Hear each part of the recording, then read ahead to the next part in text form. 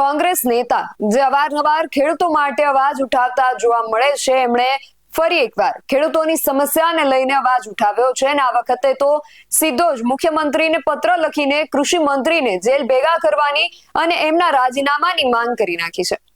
હું વાત કરી રહી છું કોંગ્રેસ નેતા પાલભાઈ આંબલિયાની। શું કારણે તેમણે કૃષિ મંત્રીને જેલમાં નાખવાની અને રાજીનામાની માંગ કરી છે, જાણીએ અહેવાલમાં। જય હિન્દ, BSI ટીવી ન્યૂઝ પર આપની સાથે હું છું નિધિ ગઢવી।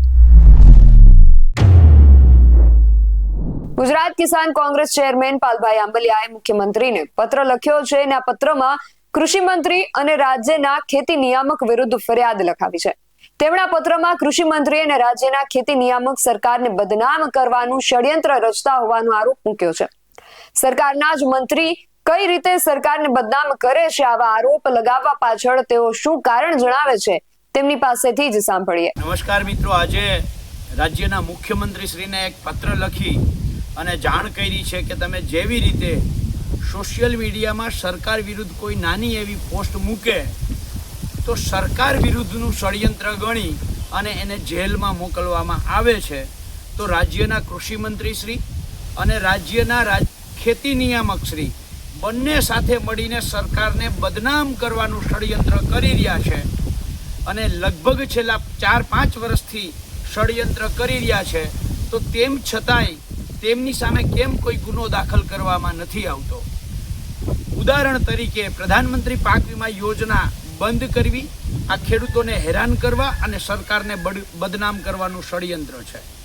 જેવી રીતે 2022 31 ડિસેમ્બર દિવસે વીજળી આપવાનો વાયદો અને એની પાછળના તમામ રૂપિયા, જરૂરિયાતના રૂપિયા વાપરવા અને આજે પણ ઈરાદાપૂર્વક ખેડૂતોને દિવસે વીજળી ન આપવી, આ સરકાર વિરુદ્ધનું ષડયંત્ર છે।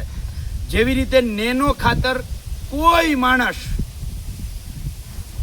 જો ફરજિયાત આપે તો એમની સામે ફોજદારી કાર્યવાહી કરવામાં આવશે, આવું વિધાનસભામાં કહેવું અને સરકાર દ્વારા જ એના વિતરકોને નેનો યુરિયા ફરજિયાત બિલ સાથે આપવું, આ સરકાર સામેનું ષડયંત્ર છે।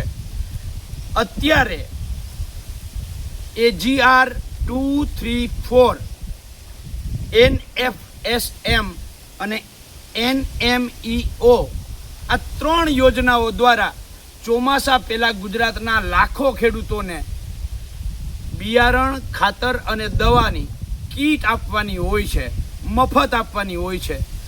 ગુજરાતમાં નહીં, આખા ભારતમાં કોઈ પણ માણસને પૂછી લ્યો કે આ કીટ ચોમાસા પહેલાં અપાય કે પછી અપાય, તો જવાબ મળશે કે ચોમાસા પહેલાં જ અપાય। આજે ચોમાસું પૂરું થઈ ગયું, મે મહિનો પૂરો થઈ ગયો, જૂન મહિનો પૂરો થવા આવ્યો છે, ગુજરાતના ખેડૂતોએ વાવણી કરી દીધી છે અને અત્યારે સરકાર ઓનલાઈન અરજી મંગાવે છે કે જે ખેડૂતને જરૂર હોય બિયારણ, ખાતર, દવાની આ યોજનાઓ અંતર્ગત। આ સાબિત કરે છે કે સામાન્ય માણસને જે ખબર હોય એ ખબર જો કૃષિ મંત્રી અને રાજ્યના ખેતી નિયામકને ખબર ના હોય તો એ બુદ્ધિનું દેવાળું ફૂંકે છે, એમ કરી અને એને સત્તામાંથી દૂર કરવા જોઈએ। જો એને ખબર હોય, જાણી જોઈને આ રીતે ઈરાદાપૂર્વક સરકારને બદનામ કરવા માટે વાવણીનો સામાન કાપણીમાં પહોંચાડવાનું ષડયંત્ર કરતા હોય તો આ ષડયંત્રના કારણે એમને રાજ્યના કૃષિ મંત્રીશ્રીને પદ પરથી હટાવવા જોઈએ અને ખેતી નિયામકને ડિસમિસ કરી સરકાર વિરુદ્ધ ષડયંત્ર કરવાના ગુનામાં જેલમાં મોકલવા જોઈએ। પાલભાઈ આંબલિયાનું કહેવું છે કે આપેલા વચનો પૂરા ન કરીને કૃષિ મંત્રી પણ સરકારને બદનામ કરી રહ્યા છે, જે માટે તેમને જેલ ભેગા કરવા જોઈએ।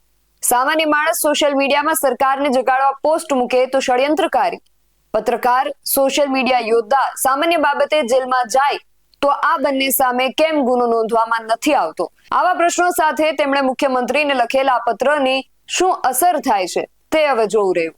આ વિશે તમારું શું માનવું છે એમને કમેન્ટ કરીને ચોક્કસથી જણાવજો।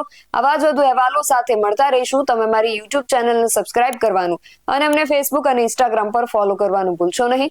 બાકી અવનવી અપડેટ્સ માટે આપ જોતા રહો BSI ટીવી ન્યૂઝ। નમસ્કાર।